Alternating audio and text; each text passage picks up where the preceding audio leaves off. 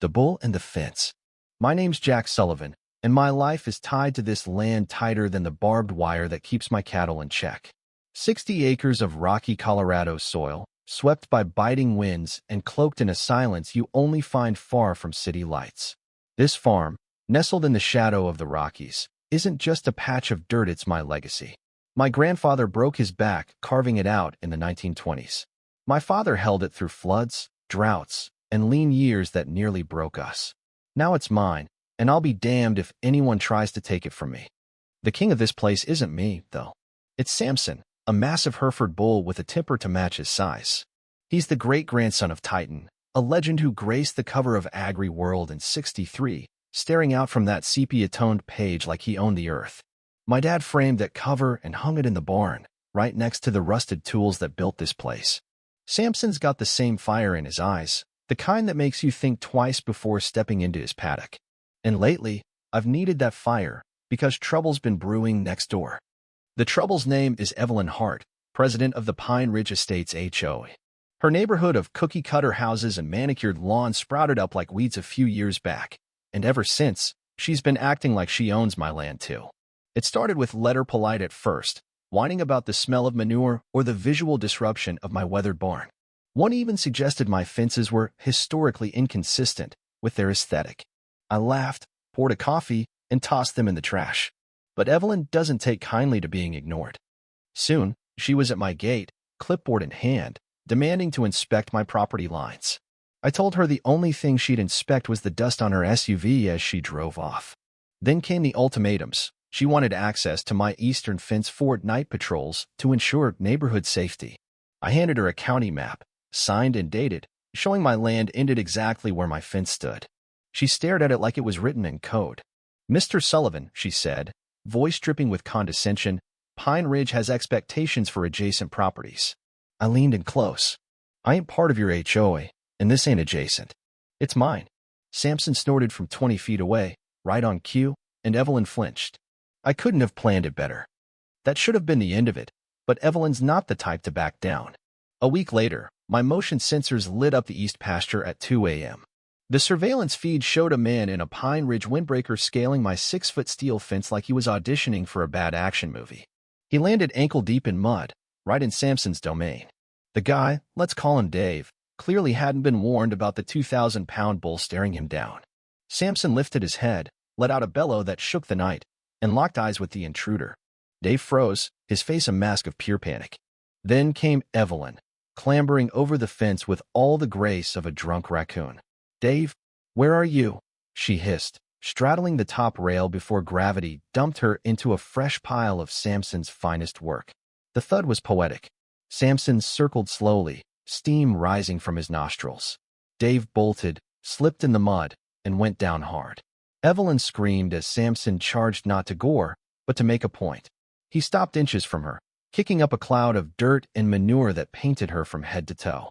I watched from the barn roof, coffee in one hand, megaphone in the other, and flipped on a looped police scanner track.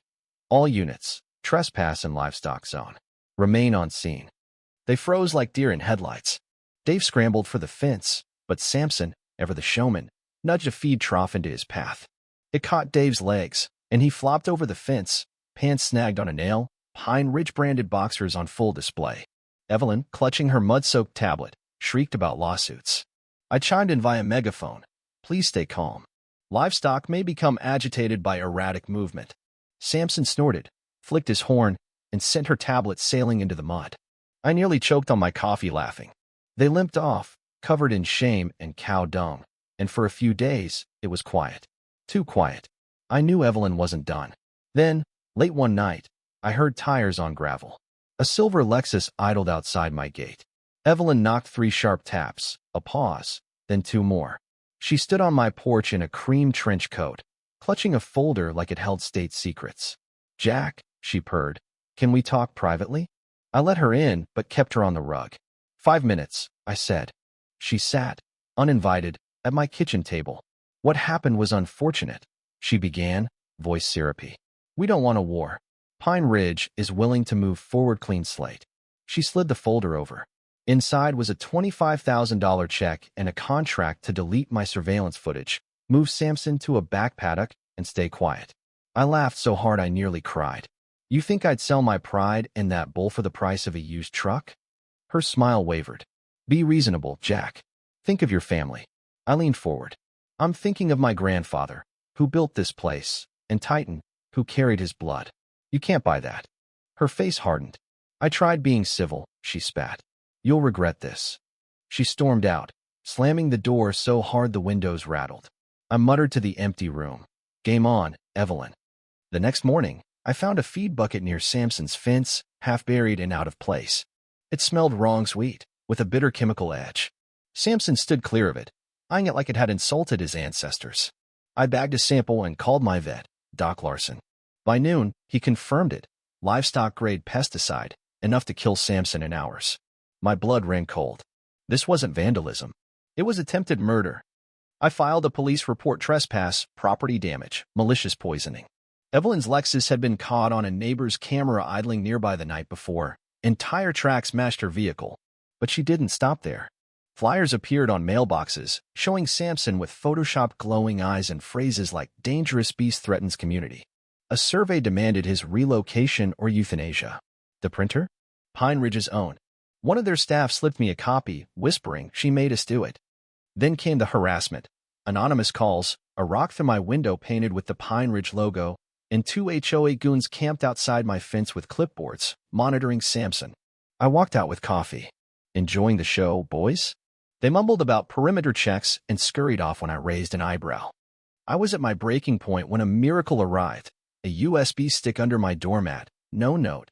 Just a file labeled HOA_meeting_audio_4-15.mp3. It was Evelyn, recorded at a closed-door meeting, plotting to financially isolate me, fake code violations, and handle the bull situation with contractors. My hands shook not with fear, but with resolve. Then came a call from Ethan, a nervous Pine Ridge accountant. He met me behind an old feed store, handing over expense reports, doctored maps, and proof that Evelyn misused HOA funds for her schemes, including the poison.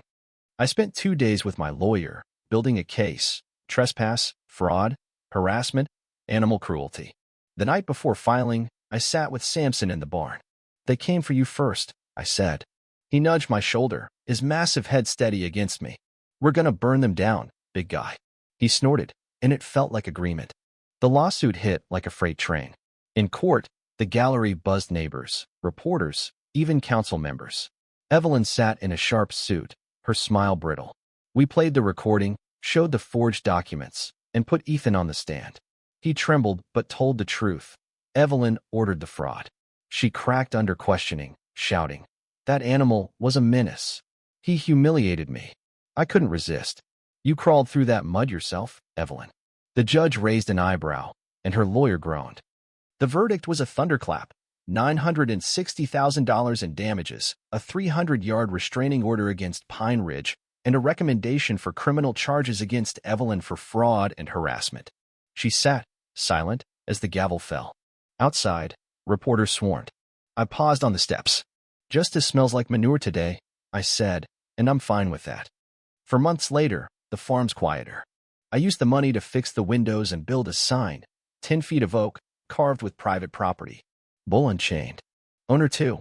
No HOA. It's a local landmark now. Teens filmed TikToks, a brewery put Samson's face on a beer label, and a documentary crew gave him a slow-motion chase scene set to Wagner. Tourists come to see the bull that broke an HOA. I built a gravel lot and a kiosk with Samson's lineage, tracing back to Titan.